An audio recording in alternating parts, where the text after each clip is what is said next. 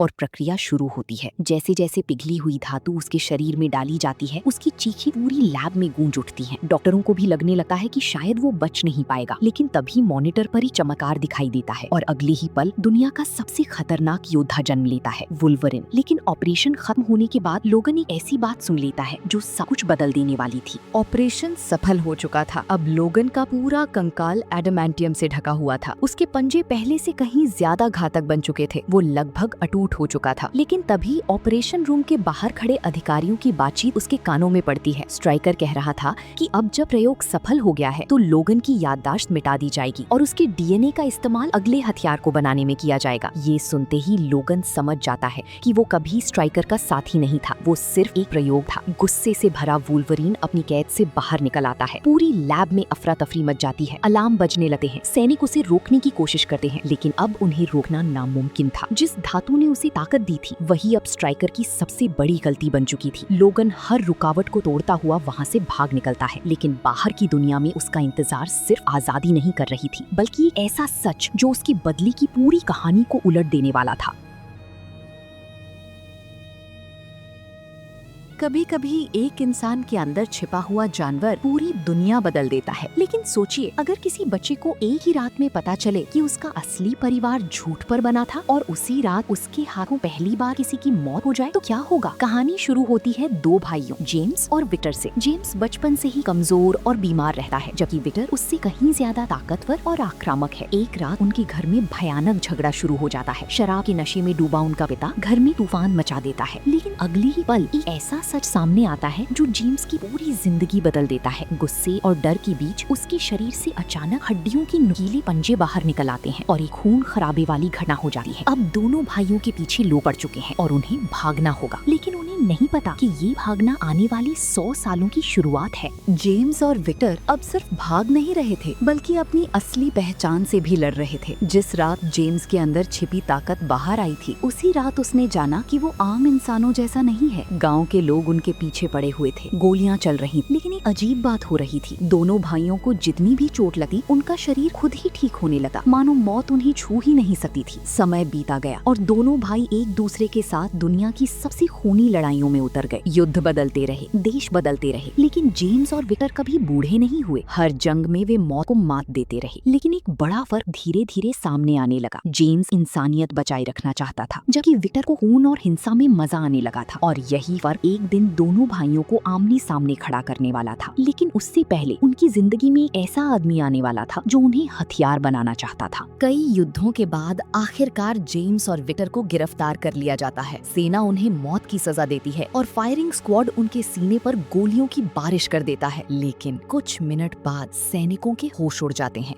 दोनों भाई जिंदा खड़े होते हैं। यहीं उनकी मुलाकात होती है मेजर विलियम स्ट्राइकर से। वो जानता था कि ये दोनों साधारण इंसान नहीं है। स्ट्राइकर उन्हें जेल में सड़ने देने के बजाय अपनी एक गुप्त टीम में शामिल होने का प्रस्ताव देता है। इस टीम में दुनिया के सबसे खतरनाक म्यूटेंट शामिल थे। उनका काम था ऐसे मिशन पूरे करना जिन्हें कोई सामान्य सैनिक कभी पूरा नहीं कर सकता था। शुरुआत में सब ठीक चलता है। जेम्स, विक्टर और बाकी सदस्य दुनिया भर में खतरनाक ऑपरेशन अंजाम देते हैं, लेकिन अफ्रीका के एक मिशन में सब कुछ बदल जाता है। स्ट्राइकर एक रहस्यमयी धातु की तलाश में था और उसे पाने के लिए वो पूरे गाँव का नरसंहार करने को तैयार था। जब विक्टर निर्दोष लोगों को मारना शुरू करता है तो जेम्स का सब्र टूट जाता है। उसे एहसास हो जाता है कि वो अब राक्षसों के साथ खड़ा है और उसका अगला फैसला उसकी पूरी जिंदगी बदल देगा। अफ्रीका के उस खूनी मिशन के बाद जेम्स ने फैसला कर लिया था कि वो अब और निर्दोष लोगों का खून नहीं बहाएगा। उसने स्ट्राइकर की टीम छोड़ दी और अपनी पुरानी जिंदगी को हमेशा के लिए पीछे छोड़ दिया। कई साल बाद जेम्स एक शांत इलाके में लकड़हारे का काम कर रहा था। अब लोग उसे लोगन के नाम से जानते थे। पहली बार उसे ऐसा लग रहा था कि वो एक सामान्य इंसान की तरह जी सकता है। उसकी जिंदगी में काइला सिल्वर फॉक्स नाम की एक लड़की भी थी जिससे वो बेहद प्यार करता था। दोनों एक साधारण लेकिन खुशहाल जीवन बिता रहे थे, लेकिन शांति ज्यादा समय तक नहीं टिकती। एक दिन स्ट्राइकर अचानक उसके घर पहुंचता है और बताता है कि उनकी पुरानी टीम के सदस्य एक एक करके मारे जा रहे हैं।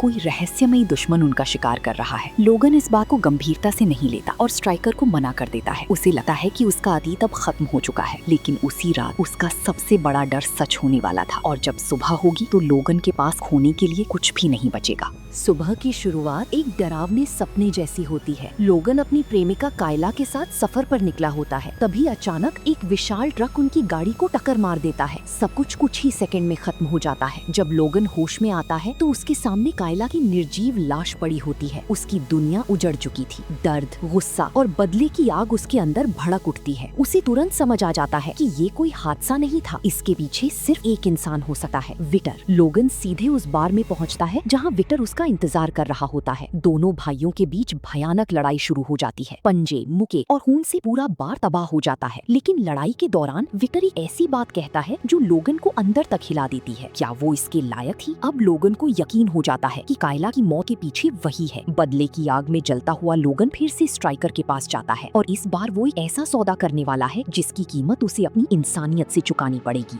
स्ट्राइकर जानता था कि लोगन इस वक्त सिर्फ एक चीज चाहता है, बदला। वो उसे अपनी गुप्त प्रयोगशाला में ले जाता है और एक खतरनाक प्रस्ताव देता है। अगर लोगन विक्टर को हराना चाहता है तो उसे पहले से कहीं ज्यादा ताकतवर बनना होगा। स्ट्राइकर उसे याद दिलाता है उस रहस्यमयी धातु की जिसे उन्होंने सालों पहले अफ्रीका में खोजा था। उस धातु का नाम था एडामेंटियम, एक ऐसी धातु जिसे दुनिया की सबसे मजबूत धातु माना जाता था। योजना बेहद खतरनाक थी। एडामेंटियम को लोगन की पूरी हड्डियों पर चढ़ाया जाना था। ये प्रक्रिया इतनी दर्दनाक थी कि कोई सामान्य इंसान एक सेकंड भी जिंदा नहीं रह सकता था। लेकिन लोगन अब दर्द से नहीं डरता था। वो ऑपरेशन टेबल पर लेट जाता है। लैब से भागने के बाद लोगन जंगलों और पहाड़ों के बीच छिपता फिर रहा था। उसके दिमाग में सिर्फ एक नाम गूंज रहा था, विक्टर। लेकिन जैसे जैसे वो आगे बढ़ता है उसे महसूस होने लगता है कि इस पूरी साजिश में कुछ गड़बड़ है। उधर स्ट्राइकर अपने आदमियों को हर कीमत पर वुल्वरीन को पकड़ने का आदेश दे चुका था। अब सिर्फ विक्टर ही नहीं, पूरी सरकारी मशीनरी उसके पीछे पड़ चुकी थी। भागते भागते लोगन को कुछ ऐसे सुराग मिलने लगे हैं जो कायला की मौत पर सवाल खड़े कर देते हैं। कई बातें मेल नहीं खा रही थी। विक्टर का व्यवहार भी वैसा नहीं था जैसा किसी हत्यारे का होना चाहिए। पहली बार लोगन के मन में शक पैदा होता है कि शायद उसे किसी ने इस्तेमाल किया है, शायद असली दुश्मन कोई और है। और अगर ये सच है तो उसने अपना शरीर, अपनी इंसानियत और अपनी जिंदगी एक झूठ के लिए दांव पर लगा दी। लेकिन अभी सबसे बड़ा झटका बाकी था, क्योंकि जिस इंसान को वो मृत समझ चुका था वो शायद उतना मृत नहीं था जितना दिखाई देता था।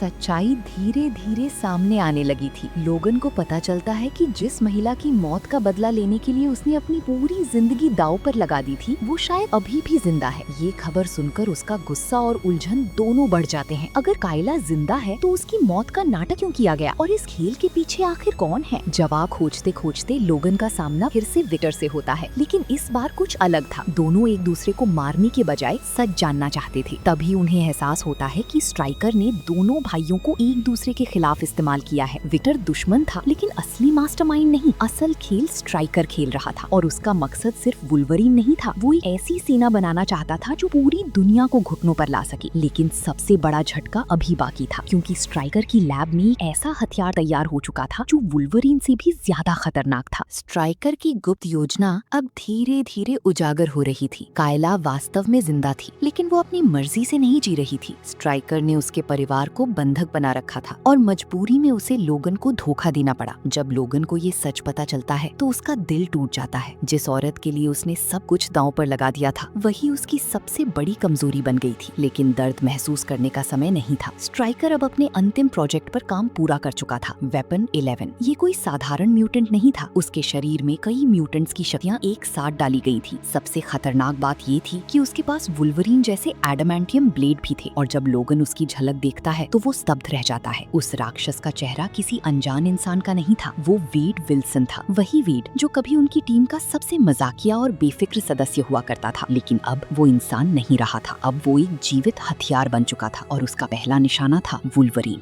वेपन 11 को देखते ही लोगन समझ गया कि स्ट्राइकर किसी भी हद तक जा सकता था। जिस वेड विल्सन के साथ उसने कभी मिशन पूरे किए थे, अब उसकी पहचान लगभग मिट चुकी थी। उसका मुंह बंद कर दिया गया था, भावनाएं खत्म कर दी गई थी और उसे सिर्फ एक मशीन में बदल दिया गया था। उधर कायला लोगन को बताती है कि स्ट्राइकर वर्षों से म्यूटेंट्स को पकड़कर उन पर प्रयोग कर रहा था। उसकी गुप्त सुविधा में कई निर्दोष म्यूटेंट कैद थे। अब ये सिर्फ बदले की लड़ाई नहीं रह गई थी, ये उन सभी लोगों को बचाने की लड़ाई बन चुकी थी जिन्हें स्ट्राइकर इस्तेमाल कर रहा था। था। लोगन और विक्टर, जो कुछ समय पहले एक दूसरे का खून बहाना चाहते थे, मजबूरी में साथ खड़े हो जाते हैं। दोनों जानते थे कि वेपन 11 को अकेले हराना लगभग नामुमकिन है, लेकिन एक सवाल अब भी बाकी था। क्या दो भाई, जिनके बीच सालों की नफरत थी, मिलकर उस राक्षस को रोक पाएंगे जिसे स्ट्राइकर ने खुद बनाया था? और अगर वे हार गए तो सैकड़ों म्यूटेंट्स का भविष्य हमेशा के लिए खत्म हो जाएगा। अंतिम मुकाबले का समय आ चुका था। स्ट्राइकर की सुविधा में अफरा तफरी मची हुई थी। कैद म्यूटेंट्स को बाहर निकाला जा रहा था, जबकि दूसरी तरफ वेपन 11 मौत की तरह उनकी ओर बढ़ रहा था। लोगन और विक्टर पहली बार कंधे से कंधा मिलाकर लड़ रहे थे, लेकिन जैसे ही लड़ाई शुरू होती है, उन्हें एहसास हो जाता है कि ये दुश्मन किसी भी चीज से अलग है जिसका उन्होंने पहले सामना किया था। वेपन 11 बिजली की गति से हमला करता है। उसकी आंखों से घातक ऊर्जा निकलती है और उसके एडामेंटियम ब्लेड हर वार को जानलेवा बना देते हैं। दोनों भाई पूरी ताकत लगा देते हैं,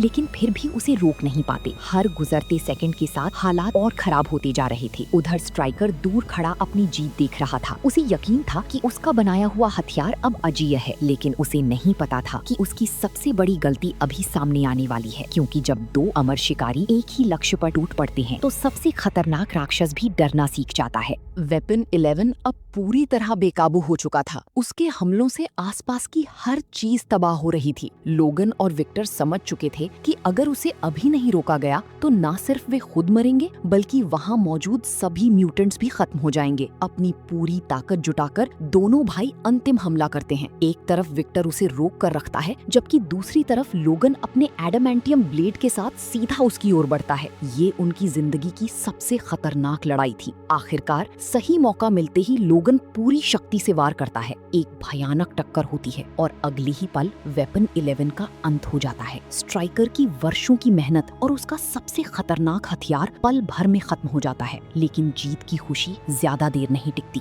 कायला गंभीर रूप से घायल हो चुकी थी और लोगन समझ रहा था कि शायद वो उसे दूसरी बार खोने वाला है। इस बार कोई बदला नहीं था, सिर्फ दर्द था, और अभी उनकी कहानी का सबसे दुखद अध्याय बाकी था। स्ट्राइकर की हार हो चुकी थी, लेकिन कहानी अभी खत्म नहीं हुई थी। जैसे ही लोगन आगे बढ़ता है, अचानक एक गोली उसके सिर में लगती है, फिर दूसरी। एडामेंटियम की गोलियां उसके शरीर को नहीं मार पाती, लेकिन उसकी यादों को छीन लेती हैं। लेकिन कायला अपनी आखिरी बची हुई ताकत से उसे रोक देती है और उसे आदेश देती है कि वो चलता रहे, और तब तक चलता रहे जब तक उसके पैर जवाब ना दे दे। जब वो होश में आता है तो उसे अपना नाम तक याद नहीं होता, ना अपना अतीत, ना अपना प्यार, ना अपने दुश्मन, बस एक अकेला इंसान जिसके हाथों में एडामेंटियम की पंजे थी और जिसकी पहचान कहीं खो चुकी थी। यहीं से जन्म होता है उस वुल्वरीन का, जिसे दुनिया आगे चलकर एक्समैन के नाम से जानती है। अगर आपको ये मूवी एक्सप्लेनेशन पसंद आया हो तो वीडियो को लाइक, शेयर और चैनल को सब्सक्राइब जरूर करें। मिलते हैं अगली शानदार कहानी के साथ।